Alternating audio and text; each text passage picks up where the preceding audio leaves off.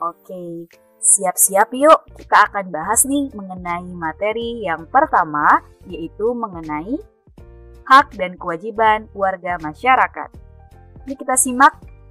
Tujuan pembelajaran kita pada hari ini yaitu menjelaskan pengertian hak dan kewajiban, kemudian memberikan contoh pelaksanaan hak dan kewajiban. Anak-anak Umi yang solih dan solihah, apa sih perbedaan dari hak dan kewajiban? Ada yang tahu? Jadi begini anak-anak Umi yang solih dan solihah. Hak adalah segala sesuatu yang harus kita terima. Sedangkan kewajiban adalah segala sesuatu yang harus kita lakukan. Kira-kira sudah mulai bisa bedain belum dari pengertian ini? Jadi, hak dan kewajiban itu disesuaikan dengan peran kita masing-masing. Nah, kita ini memiliki peran yang gak hanya satu loh anak-anak, tapi perannya bisa banyak. Contoh, kita ini sebagai anak di rumah, kemudian sebagai murid di sekolah, dan sebagai warga masyarakat. Oleh karena itu, kita memiliki hak di rumah, di sekolah, dan di lingkungan masyarakat tempat kita tinggal. Hak kita di rumah misalnya nih, mendapatkan kasih sayang dari orang tua.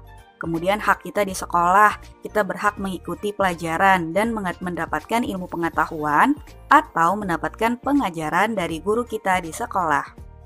Nah, misal bertanya pada guru saat ada penjelasan yang tidak kita mengerti, itu juga merupakan hak kita sebagai siswa di sekolah.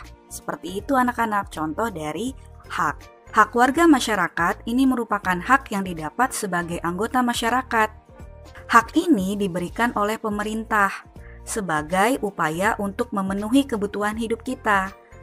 Nah, pemerintah melindungi hak kita itu dengan cara mengeluarkan atau melalui peraturan. Kalau misalnya kita tidak mendapatkan hak kita dengan baik seperti itu, maka kita bisa menuntut pemerintah.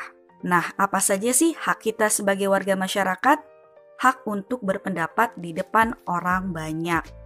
Kemudian, hak untuk menggunakan fasilitas umum. Setelah itu, kita juga punya hak untuk mendapatkan rasa aman di jalan raya. Hak untuk menganut agama dan melaksanakan ibadah. Hak untuk memperoleh pendidikan, serta hak untuk ikut dalam pemerintahan. Hak untuk berpendapat di depan orang banyak itu merupakan hak kita. Pendapat itu apa sih? Pendapat adalah pikiran yang kita miliki tentang sesuatu. Kita berhak loh anak-anak mengungkapkan pendapat yang kita miliki dengan bebas. Orang lain tidak boleh memotong ucapan kita kalau kita belum selesai bicara. Dan kita juga tidak boleh memotong pembicaraan orang lain. Orang lain juga tidak boleh memaksakan pendapatnya kepada kita. Dan kita pun tidak boleh memaksakan pendapat kita kepada orang lain jika memang orang itu tidak menyetujui pendapat kita. Yang berikutnya yaitu hak untuk menggunakan fasilitas umum. Fasilitas umum itu contohnya jalan raya, trotoar, halte, rumah sakit, itu merupakan contoh fasilitas umum. Kita berhak menggunakan jalan raya, trotoar saat kita berpergian keluar rumah. Kita juga berhak menunggu angkutan umum di halte, atau saat kita sakit atau kita memiliki gangguan kesehatan, kita juga berhak untuk mendapatkan perawatan dari dokter di rumah sakit atau lembaga pelayanan kesehatan. Yang berikutnya yaitu hak untuk mendapatkan rasa aman di jalan raya. Pengemudi mobil atau motor terkadang itu suka mengganggu pengguna jalan lainnya jika mereka tidak tertib dalam berkendara. Oleh karena itu, pemerintah membuat aturan lalu lintas supaya hak pengguna jalan itu menjadi aman dan dapat terpenuhi. Kemudian yang berikutnya yaitu hak untuk menganut agama dan melaksanakan ibadah. Kita berhak menganut agama yang kita yakini. Kita berhak melaksanakan ibadah atau ajaran sebuah agama yang kita yakini dengan tenang anak-anak. Oleh karena itu, kita tidak boleh mengganggu jika saudara kita atau siapapun sedang melaksanakan ibadah. Yang berikutnya yaitu hak untuk memperoleh pendidikan.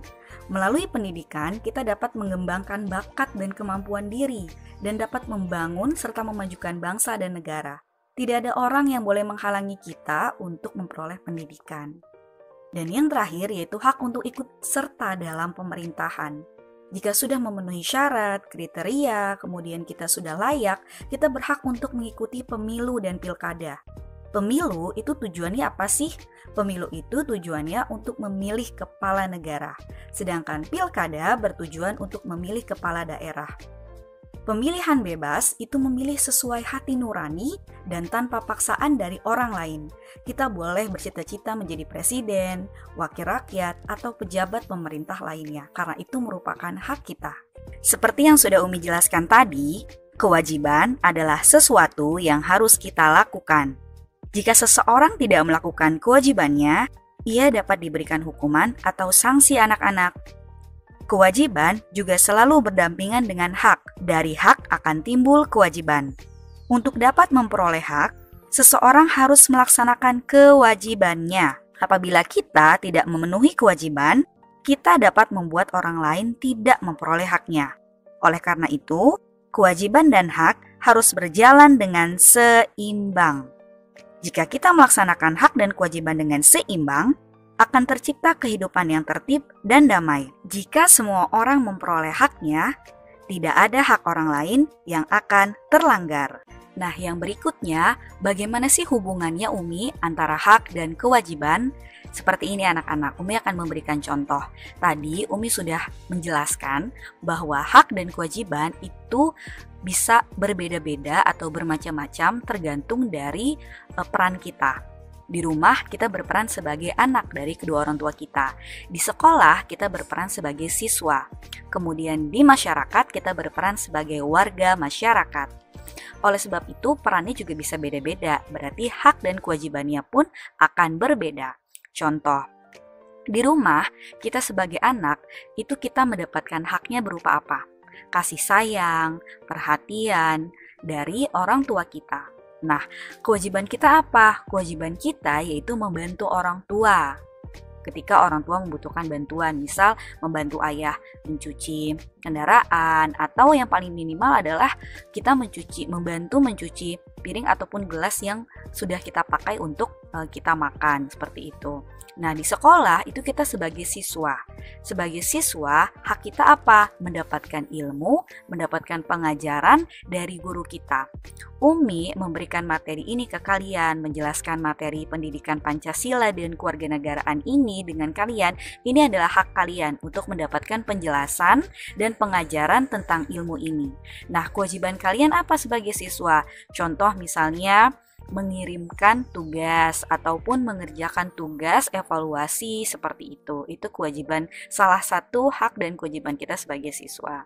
Kemudian kalau sebagai warga masyarakat, contohnya di lingkungan kita di rumah, kita berhak mendapatkan lingkungan di rumah kita itu yang bersih, yang asri, udara yang fresh seperti itu ya. Nah, itu hak kita. Kewajiban kita apa? Kewajiban kita menjaga lingkungan itu agar tetap yang kalian inginkan tadi, bersih, fresh, asri. Caranya dengan bagaimana? Membuang sampah pada tempatnya, seperti itu. Itu ya anak-anak contoh hubungan antara hak dan kewajiban. Yang berikutnya yaitu mengenai apa saja sih contoh kewajiban sebagai warga masyarakat. Contoh, menghormati pendapat orang lain, itu kewajiban kita. Merawat kebersihan dan keindahan fasilitas umum, itu juga kewajiban kita. Menaati peraturan lalu lintas, itu juga kewajiban kita.